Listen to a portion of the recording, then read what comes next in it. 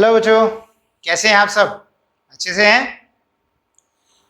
चलिए हम स्टार्ट करते हैं अगला लेक्चर। हमारा टॉपिक +1 में चल रहा है बैंक रिकंसिलिएशन स्टेटमेंट। हमने अब तक जो किया है उसके बारे में समझाया, कारण क्या थे, और उसके बाद एक परफॉर्मा सिखाया। अब उस परफॉर्मे का अब हम एक एग्जाम्पल के तौर पे क्वेश्चन करते हैं। चलिए स्टार्ट करें। Prepare bank reconciliation statement from the following particulars on 31st March 2020। इनसे 31 मार्च 20,000 को बैंक रिकंसिलिएशन स्टेटमेंट बनाओ।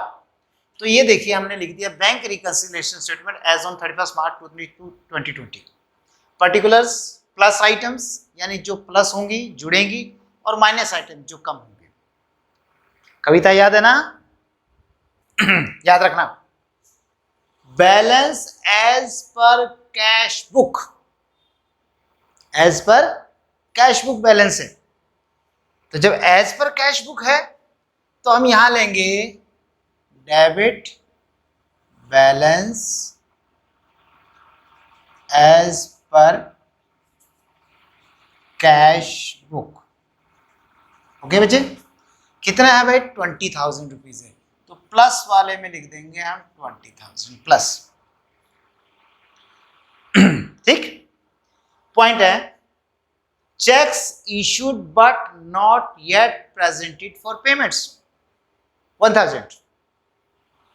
1,000 रुपए के चेक इशूड, इशू माने चेकबुक निकाली, काटा, इशू कर दिया, but not yet presented for payments, लेकिन अब तक पेमेंट के लिए प्रेजेंट ही नहीं हुए। यानी जिस व्यक्ति को मैंने चेक दिया वो अब तक बैंक में गया ही नहीं।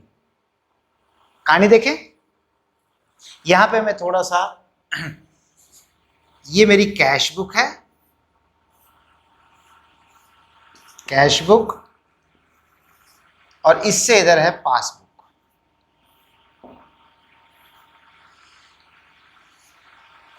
ये आपको रफ बनाना है, इससे ऊपर कहीं पर छोटा सा बना लीजिए समझने के लिए। एक डेडलाइन हो गई,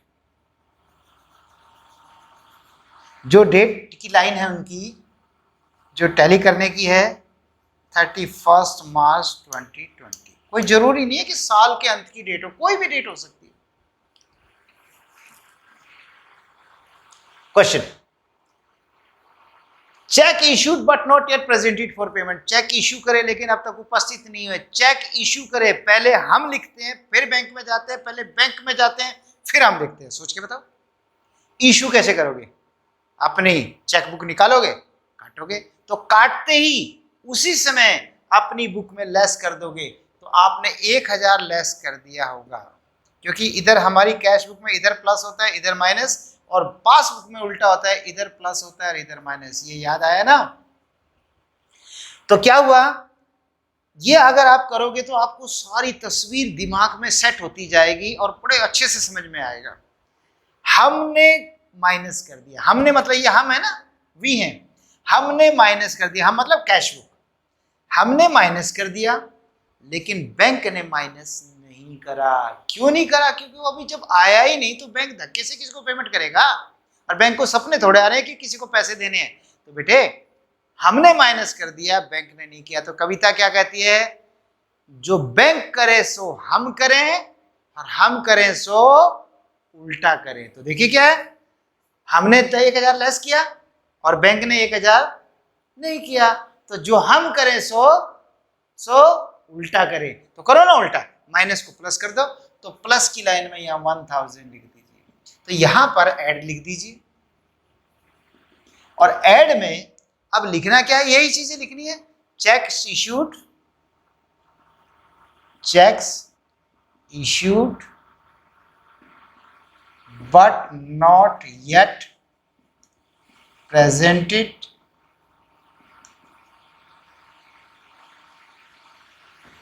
for payment,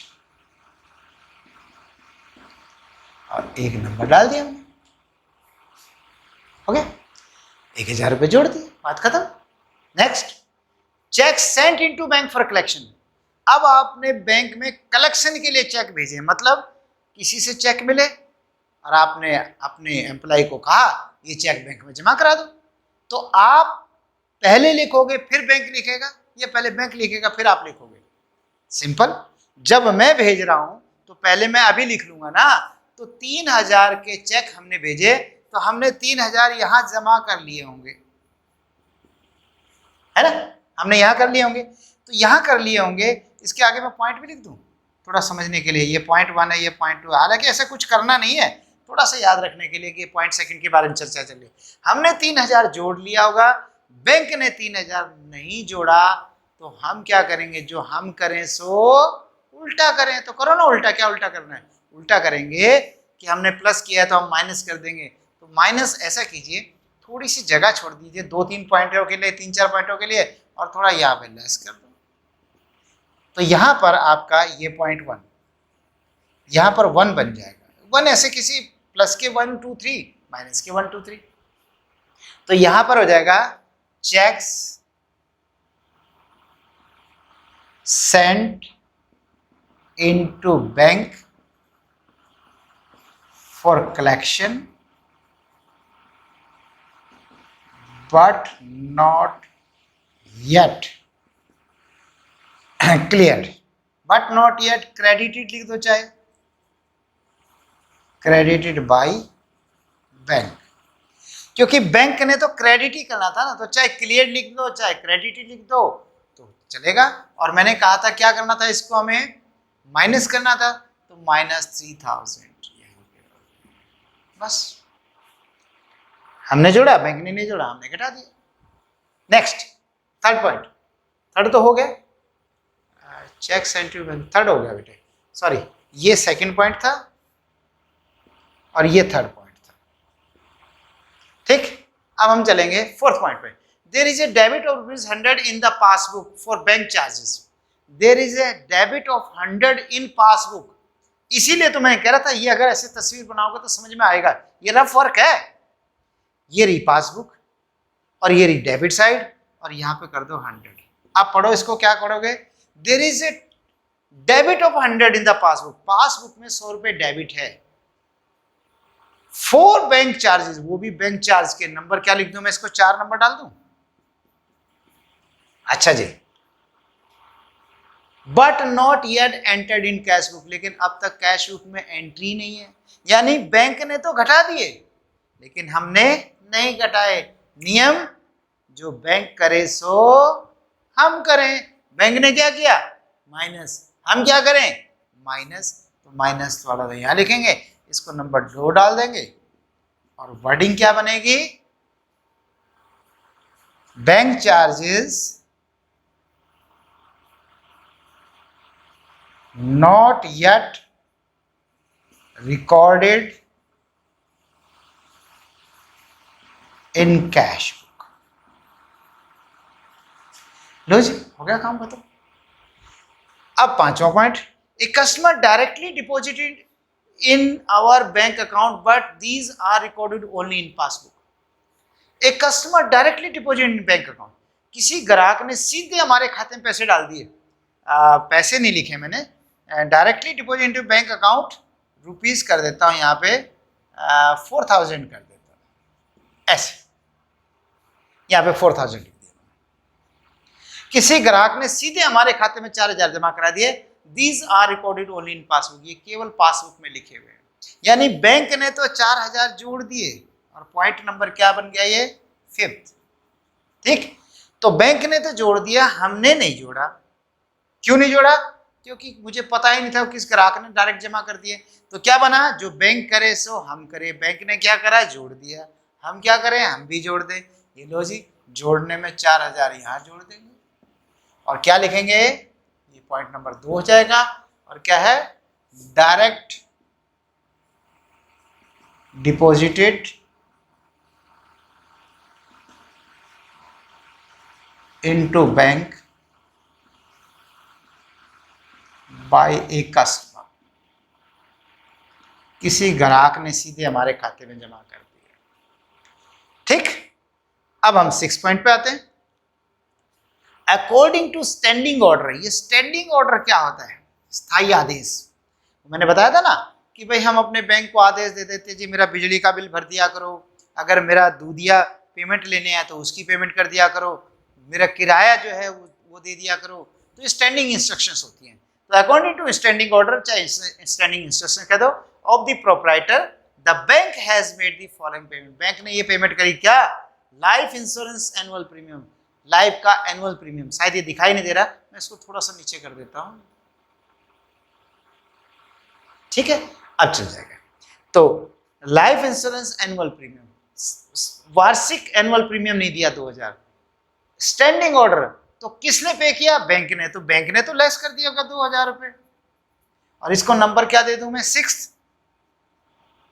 अच्छा, तो बैंक ने 2000 लेस कर दिए, हमने तो नहीं करे, हमें पता ही नहीं था। तो अब क्या करें? जो बैंक करे सो हम करें, बैंक ने घटा दिया तो हम भी घटा देंगे, तो 2000 रुपये हम लेस कर देंगे।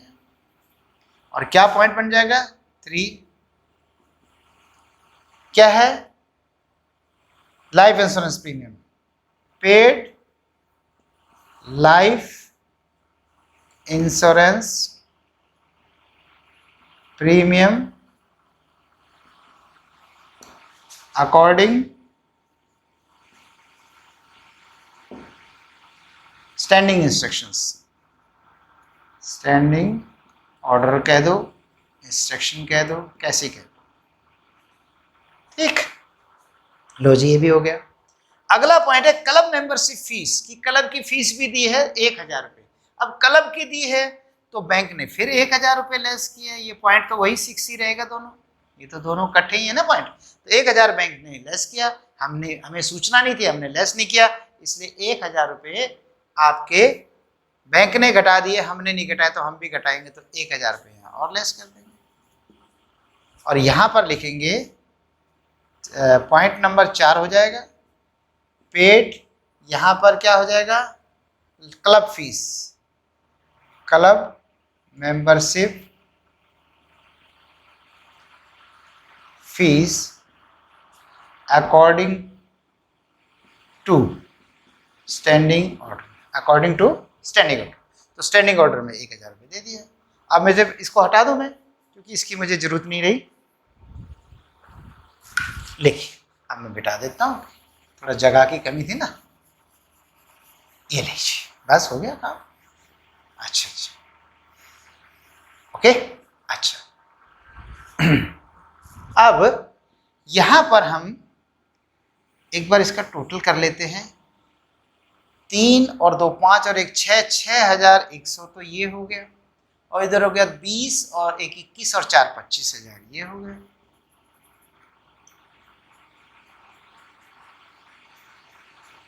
ऐसे करके 2 लाइन से। अब देखिए कौन सा बैलेंस बचा, बताओ ना कौन सा बचा। अब थोड़ा सा ऊपर ही कर दी इसको, थोड़ा सा, ये लीजिए, है बेटे। तो कौन सा बैलेंस बचा? ये बचेगा डेबिट वाला ही, क्योंकि डेबिट में जाइए, सॉरी प्लस वाला ही बचेगा। तो 25 में से 6 गए तो 19, और 19 में से भी 100 गया तो 18,900 रुपये। हाँ, 18,900 रुपये। तो अब कौन सा बैलेंस कहलाएगा? इसको कहेंगे हम, जैसे यहाँ पे हो जाएगा, यहाँ पे इसको कहेंगे, क्योंकि ये प्लस बैलेंस बच रहा है। तो ये तो पता ही आपको एज पर कैश बुक है, तो ये एज पर पासबुक होगा। ये तो याद है ना कि भाई जो कैश बुक से स्टार्ट करोगे तो पासबुक में पहुंचोगे, पासबुक से स्टार्ट करोगे तो कैश बुक में पहुंचोगे। अब पासबुक में प्लस बैलेंस कौन सा होता है? तो वो अब मैंने मिटा दिया, गौर करो। तो प्लस बैलेंस कौन सा था? क्रेडिट साइड का होता है, इसलिए इसको लिखेंगे credit balance as per passbook, जिसको मैं फेवरेबल लिख दूं, फेवरेबल। यहां भी फेवरेबल लिख सकते हैं, लीजिए ये फेवरेबल, बस। ठीक है बेटे, ये हो गया आपका सारा। तो ये था आपका क्वेश्चन, मुझे लगता है समझ में आ गया होगा। ठीक है बेटे, ओके। अगर नहीं आया तो इसे बेटे दोबारा से देख लीजिए, फिर भी ना समझ में आया तो आप टीचर से, अपने टीचर से कंसल्ट कर सकते हैं। ओके, बाय बाय, फिर मिलते हैं, टेक केयर।